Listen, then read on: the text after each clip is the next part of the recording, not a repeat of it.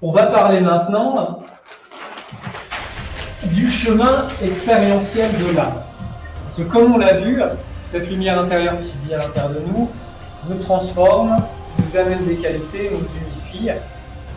Et après, maintenant, on va prendre du recul et comprendre, tiens, oui, à quoi ça sert toutes ces expériences? Qu'est-ce que ça fait? Pourquoi? Dans quel but?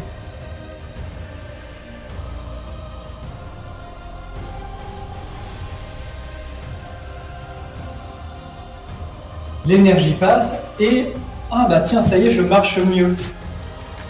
C'est pas un miracle, c'est la résultante de loi et de la connaissance de ça, vous voyez. Donc là, c'est un exemple extrêmement concret.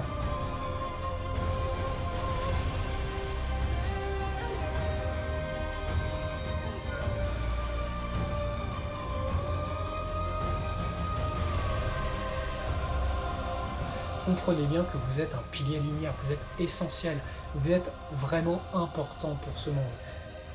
Parce que comprenez bien, une ville, un village où il n'y a pas une seule personne qui tient la lumière, ce sont les forces des ténèbres, les forces obscures, les forces de corruption qui viennent, qui s'installent et qui vont créer une réalité destructrice et qui vont créer beaucoup d'événements qui sont en relation avec leurs vibrations. Les agressions, les viols, la destruction, le vandalisme, le manque de respect. Comprenez bien que la corruption va se voir physiquement, elle va se voir sur les gens, elle va se voir dans leur comportement, parce que la plupart des gens ne sont pas conscients. Ils sont possédés par des forces qui vont les manier comme des marionnettes, qui vont les amener à se battre, à s'insulter, à se manquer de respect, à se dégrader en fait. Donc comprenez bien, en réveillant votre lumière, en émanant cette puissance, en vous réveillant vraiment à ce que vous êtes, et en étant placé là où vous êtes, vous avez un impact très important.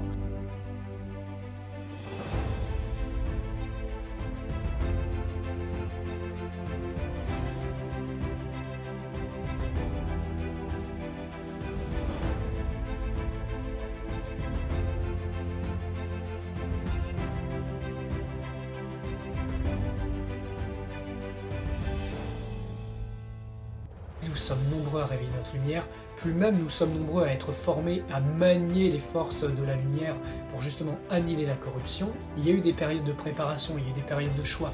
Maintenant, nous en sommes en 2023 à cette période d'action, de mise en action.